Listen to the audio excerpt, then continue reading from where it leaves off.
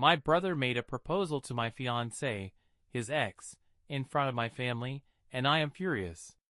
I am 28 years old, and my brother, Mark, is 26. Mark dated my fiancée, Jen, a year ago. For reference, they started dating in August 2022. They were together for only a month. He broke up with her because he got bored with the relationship and he actually never wanted to settle down. While they were together, I was living in another state, so I didn't even know he had a girlfriend and didn't know who Jen was until I met her. Jen and I met in a bar in October when I returned home, and we immediately clicked. She was the most beautiful and intelligent woman I had ever met. We went on several dates before we officially started dating in December. I told my family about Jen and suggested they meet her for Christmas. My family knew I was in a relationship, but I don't share too much about my personal life, so I only told them about Jen when I was sure about our relationship. My parents asked to see a photo of Jen, and my phone started being passed around the dinner table. When Mark saw it, he caused a scene, calling me a terrible brother for dating his ex and demanded that I break up with her. I refused. When I asked Jen about it, she confirmed that they had dated and told me about the breakup. It took a few weeks, but eventually Mark stopped blaming me for dating his ex, and I thought he had calmed down. On Jen's birthday this year, I invited her to another restaurant where both our families and her best friends were present. I proposed to her, and Mark caused another scene, but my sisters immediately shut him down. Here's what happened last weekend. Over the last 2 months, Mark had been quiet. I rarely saw him and decided he was just limiting his interaction with me, which I was quite okay with. Then he invited Jen and me to a family dinner at his apartment along with our parents and sisters. I found this odd, but since our parents and sisters were also invited, we decided to go.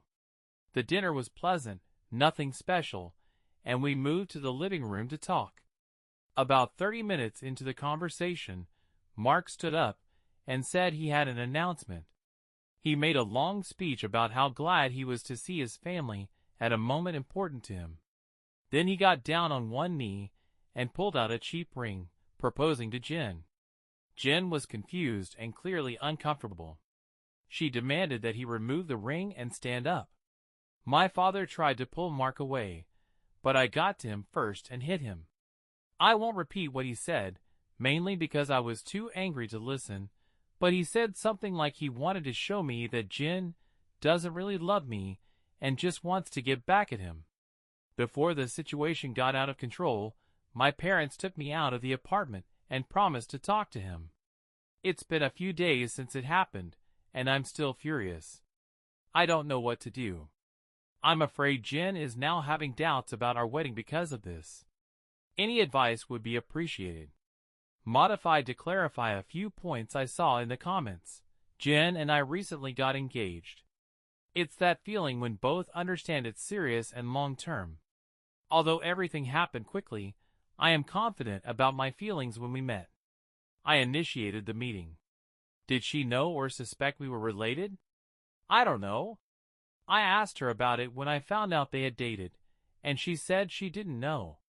I have no reason to doubt her words, but I admit Mark's reaction is suspicious. When I met Jen, I didn't know she had once dated Mark. I didn't talk to her about my family, and Mark and I weren't very close. We used to be, but as we grew older, our relationship cooled, and we communicated less until my return. We hardly talked except on special occasions, like birthday greetings. When Jen and Mark met again, I didn't notice any feelings between them. She didn't treat him like a stranger, but she wasn't particularly affectionate with him either. I was told their relationship lasted a month. I didn't think I needed Mark's permission to propose to her, but maybe I was wrong. I'm not entirely sure yet. Nevertheless, I plan to talk to Mark this weekend to clarify everything and find out what's going on. I haven't asked for his version of their relationship, and that's my mistake for not checking the situation. If something important or interesting happens, I'll tell you. Update 1.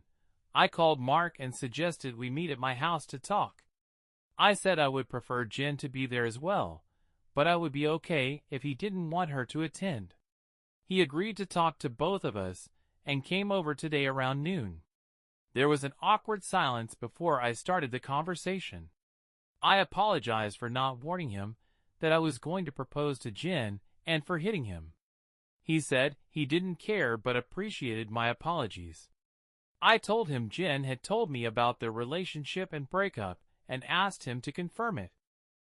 I said his reaction to all this was too extreme, and I wanted to make sure I understood their relationship correctly and didn't underestimate its seriousness. He confirmed that they dated for only a few weeks, and he broke up with her because he lost interest. Jen asked if he was behaving this way because he still had feelings or regrets about the breakup. He said he recognizes that she has become more attractive since their last meeting, but there are no feelings or regrets. He said he just doesn't like seeing a girl he dated, even briefly, with his older brother, and as a man, I shouldn't have betrayed him by starting a relationship with his ex. I reminded him that I didn't know they had dated, so it wasn't my intention to hurt his feelings.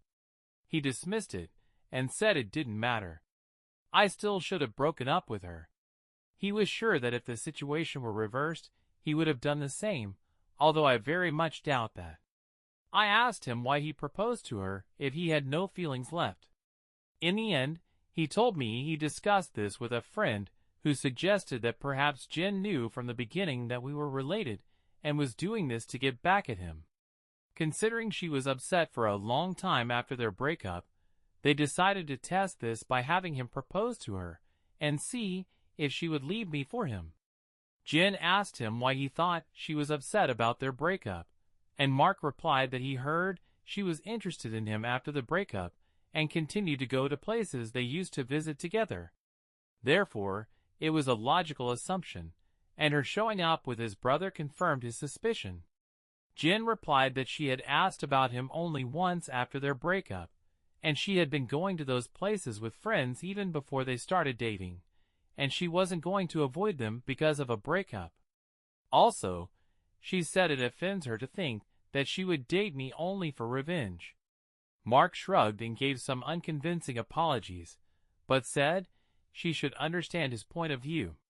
He asked if it was true that she didn't know we were brothers, and she replied that she hadn't noticed the resemblance until she saw us together in one room, and we behaved completely differently. So it never even occurred to her. He said okay, and that's where the conversation practically ended.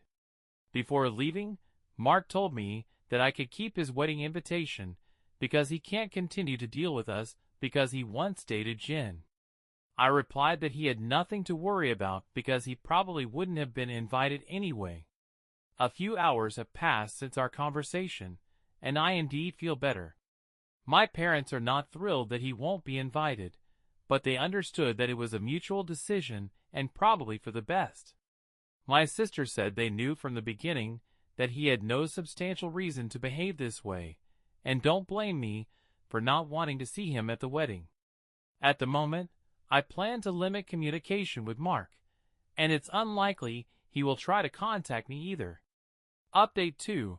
A little time has passed since my last conversation with Mark, and since then, a few events have occurred. Mark and I hardly communicate since our last conversation. I haven't called him, and he hasn't either, and our only interactions have been at family events as before. My mom is unhappy that Mark is still not invited to my wedding. It all started with a comment on my younger sister Sophie's 22nd birthday. Her boyfriend, who she has been dating for about 4 years, proposed to her at the end of the evening, and we were discussing what she sees as her ideal wedding. She shared a bit about wanting a destination wedding, shared ideas about the cake and dress, and then said something like, "Teddy, I know Mark isn't invited to your wedding, but you wouldn't mind if he came to mine, right?" I laughed and said that even if I wanted to, I couldn't be mad about her guest list. Mom gave me a strange look and asked if Mark is really still not invited to my wedding. I answered yes, and she started to get irritated. She said she thought I was joking and accused me of being unfair by banning him from the wedding since he is family. She reproached me for being angry just out of stubbornness. I reminded her that Mark and I decided together that he wouldn't come. Then I said that now is not the time to discuss my wedding since it's Sophie's day, and if Mark or Mom wants to discuss my wedding, they should call me later. Sophie argued with Mom, accusing her of trying to talk only about Mark on her special day, and Mom left the issue for those interested. Mark wasn't at Sophie's party because he said he was working and couldn't come. A few days later, Mom came to my house and said she wanted to talk about my wedding. She asked why I insist that Mark not come to our wedding. She said I shouldn't be so insecure about myself because of Mark's past relationships with Jen, and that not inviting him is going overboard. I replied that Mark and I together decided that he wouldn't be at the wedding, and if he has a problem with it, he can talk to me about it himself. We argued, and she said that if I don't invite Mark, she won't come either because I am depriving her. If she wants it that way, she can throw her invitation in the trash, because I'm not going to beg her. She asked if I would be okay with her not coming, and I answered that it wouldn't be the first time she missed an important event for me because of Mark. She said I was behaving like I was reminding her of her past mistakes, and stormed out of the house. After that, I started receiving messages and calls from her and some family members saying I was wrong, and asking me to invite Mark for peace in the family. Mom also sent a message to Jen asking her to talk to me and convince me to change my decision. But as far as I know, Jen hasn't responded to her. At the moment, most of my mom's relatives support her and are not planning to come to my wedding, while my dad and his family, only my aunt, uncle, and their 2 children, support me and will still come. My sisters will also come to the wedding, as will Jen's family. Also, I talked to Mark again and asked if he minded that he wasn't invited. He said he had declined the invitation from the beginning and doesn't understand why this has been blown into such a big issue because he still doesn't want to go. He said to not drag him into these disputes because he is not involved in them. Right now, I hardly communicate with my mom, but I still have a normal relationship with my dad. I am still thinking about whether to invite my mom and her family if they change their minds about the boycott, but the chances of that are slim.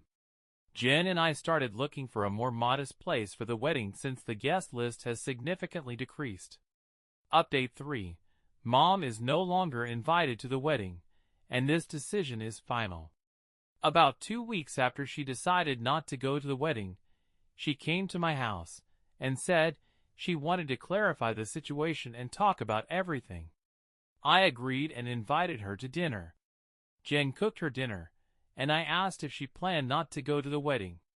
She answered that she wants to go, but can't reconcile herself with the fact that I didn't invite Mark because of a simple misunderstanding. I reminded her that the simple misunderstanding was that he proposed to my fiancée while I was sitting 3 meters away from him, to which she replied that it was a joke. Jen asked why she even came if her position on inviting Mark hadn't changed. Mom said she wanted to talk to Jen and hoped she would listen to her and convince me to invite Mark again. She apparently thought I was at work and that she could catch her alone. Jen politely replied that she understands her logic, but still wouldn't discuss it without me since the issue concerns my brother. My mom let slip a comment that Jen is spineless unless I think for her, which caused quite a heated argument between the 3 of us until Jen asked Mom to leave. Jen stood up and went to the door, and Mom followed her, continuing to yell. By that time, she was already screaming that Jen was destroying our family. As Jen opened the door, Mom grabbed her hair, pulled her to the floor, and continued to scream. Mom hit Jen and tried to scratch her face, and I pulled her away and pushed her out the door. She banged on the door for a few more minutes while I checked if Jen was okay, and then she left and started calling us endlessly. When I made sure Jen was okay, I texted Mom asking her not to try to contact us again because we would never communicate with her again. I called my dad and sisters and told them what happened. Dad was surprised and tried to justify her, saying she had been under stress for a long time because of this whole situation. My sister said they knew she would snap eventually because she has always been a crazy bitch and promised to come to support Jen. I asked Jen if she wanted to file a police report, but she refused, saying she just wants to cut off all communication with her once and for all.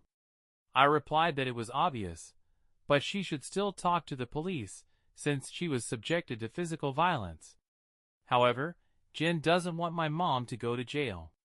Luckily, my sisters and Jen's mom came to support her, and now she is okay. Mom is blocked everywhere until Jen decides otherwise. I sincerely don't know what to do next.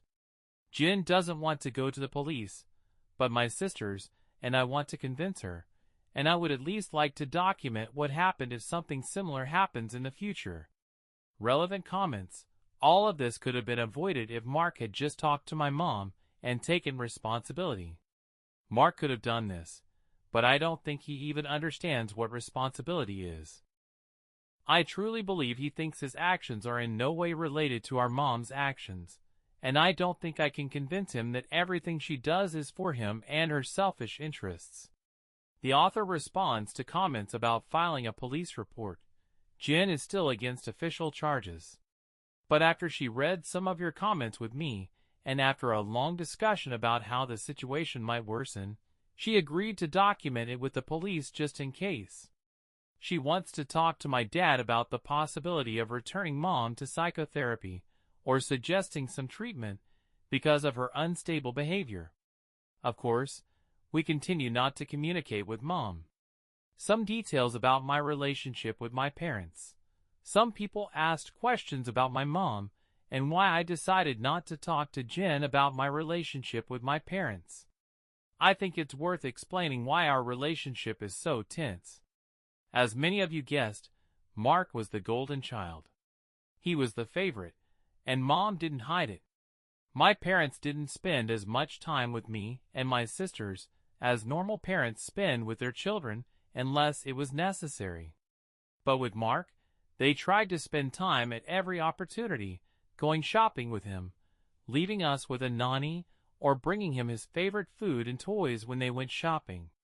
Usually, he got the best of everything compared to us, expensive clothes while ours were secondhand, new toys while we got old ones that had to be shared among us. If my sisters and I got gifts, they were for all of us, but mom made it clear that Mark's things were only his, and we weren't allowed to touch them. When Mark was naughty, I was punished because I didn't set a good example for him and didn't show him how to behave properly. For example, there was a period when Mark was breaking his toys, and I got whipped because he supposedly learned it from me. When he was 8, he got into trouble at school because he tried to push a kid down the stairs. I was grounded for 2 weeks and had to apologize to that kid for not teaching my brother to behave properly. When I turned 13, I insisted that my parents start giving me pocket money. They agreed on the condition that I do household chores, mow the lawn, take out the trash, rake leaves, etc. Usually, I got about $25 a week. Mark saw that I was getting money and started asking my parents for pocket money too. Instead of making him work, $10 from my money each week started going to him because we were doing well with the household chores, although he didn't touch them at all. Every time I asked him to help, he said it wasn't his job. So why bother? Around this time, I started distancing myself from my brother. By the time I went to high school, we only talked when necessary.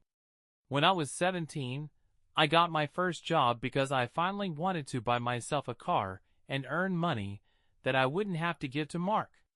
My older sister, Meg, helped me open a bank account and showed me how to properly plan a budget and save money.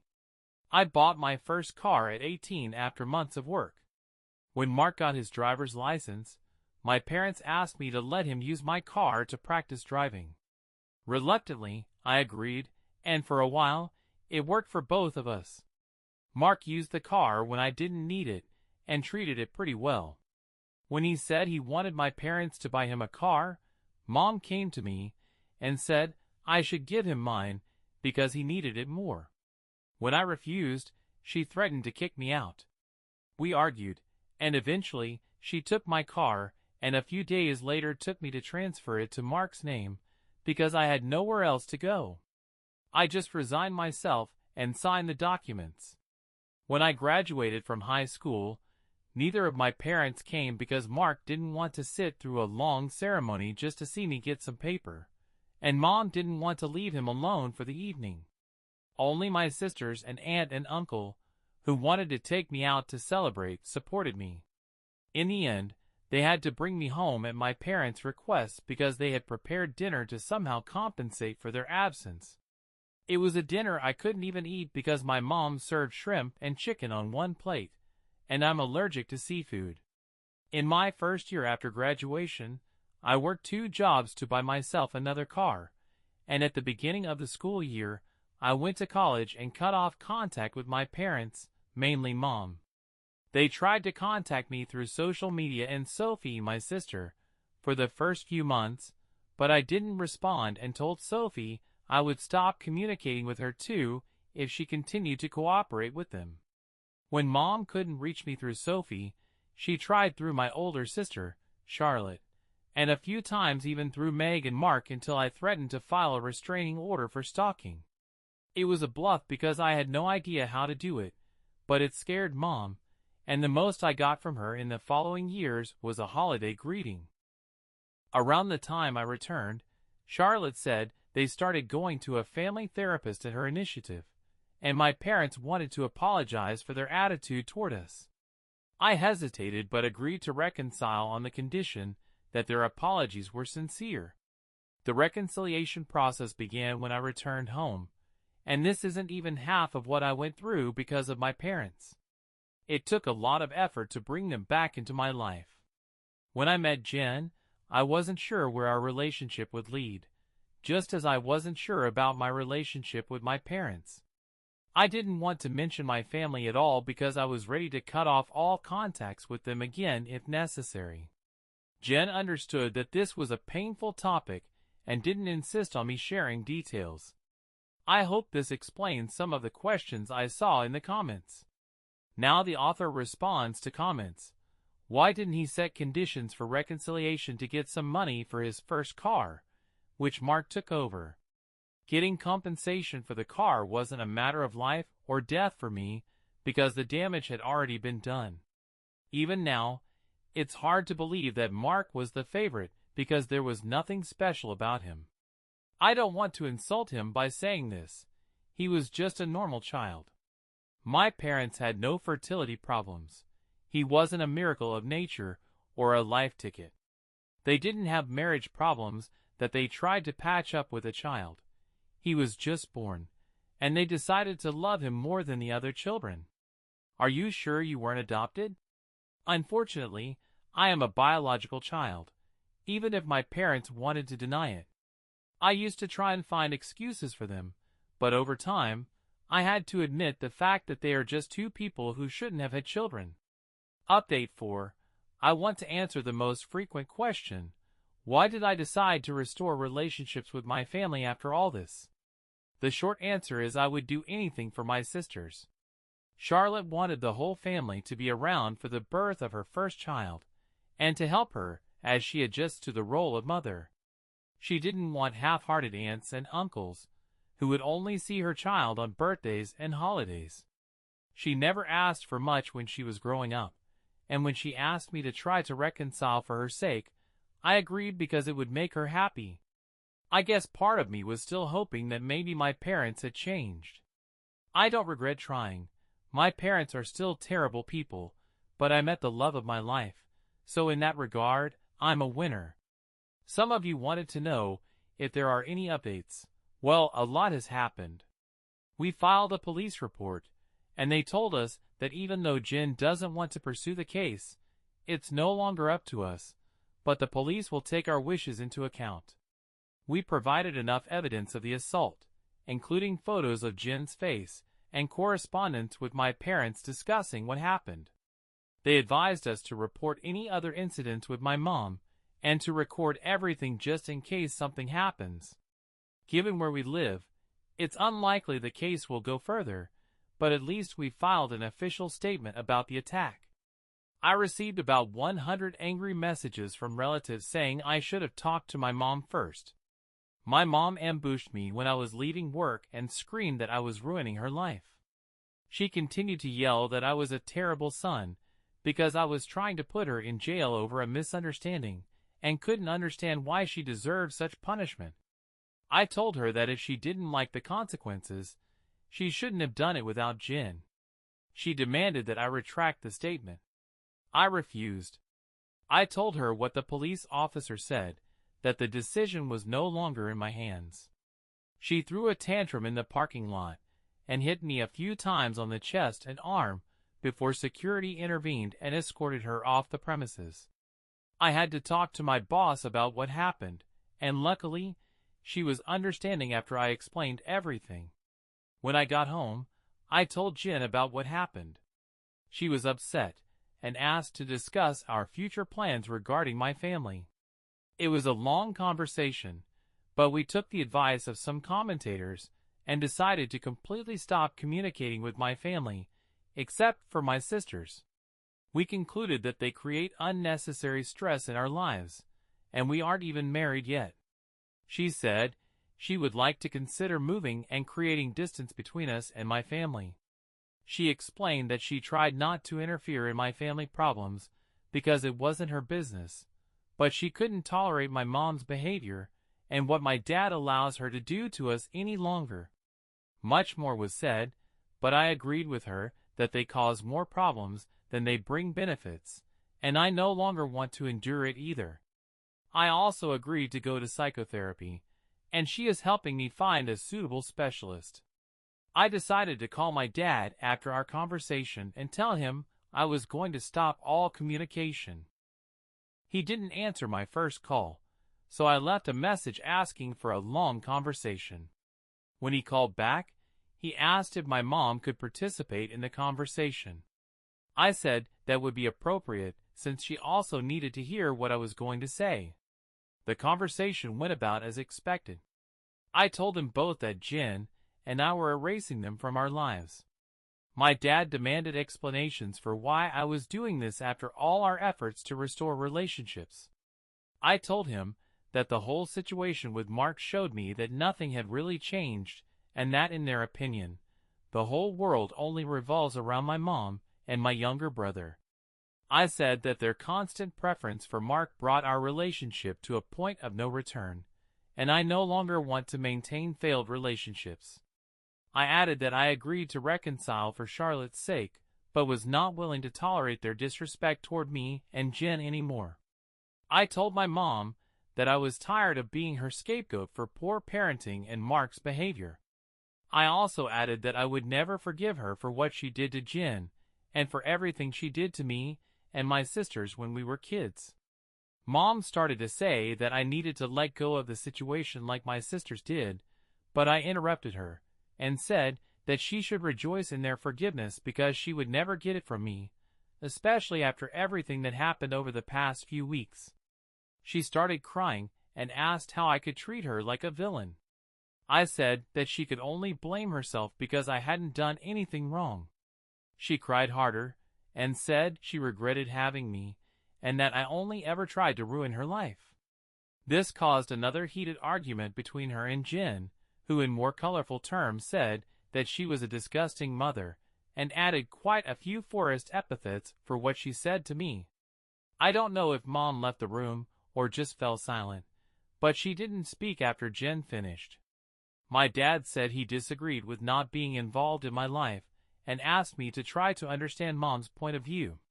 He added that it was also hard for her because her children were feuding, and I was being unfair to Mom. The last thing he said was that we are a family, and the past shouldn't prevent us from moving forward together. I told him that the only people she ever cared about were Mark and herself, and there was nothing he could say or do to change my mind.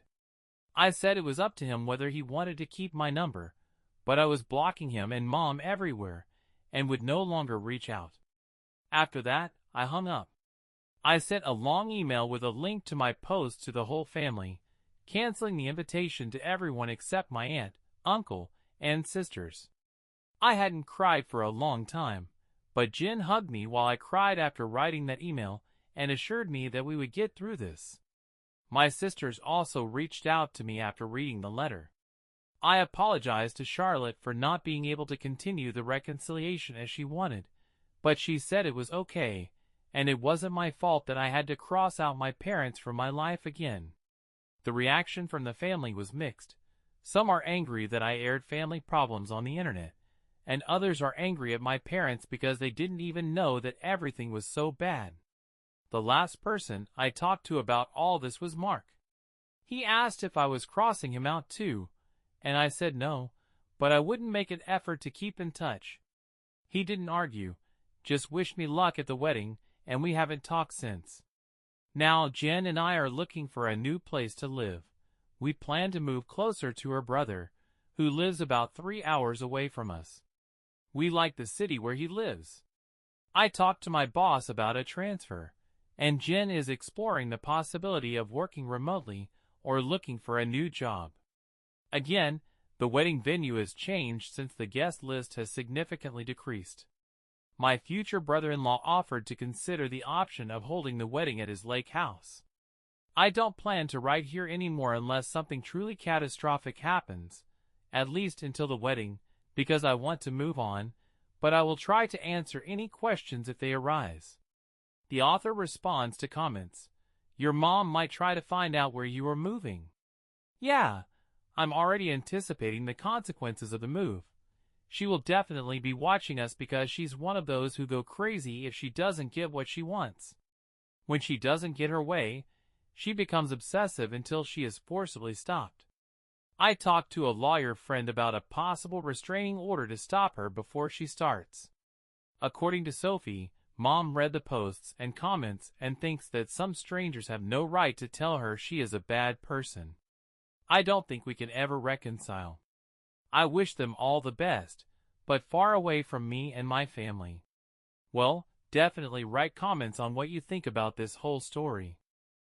I personally think that the author is fundamentally right here. It's a classic situation of a favorite child in the family. Sisters, as it seems to me, also behave quite typically because girls are somehow softer. But what surprised me a bit is that Mom read the comments and didn't react at all.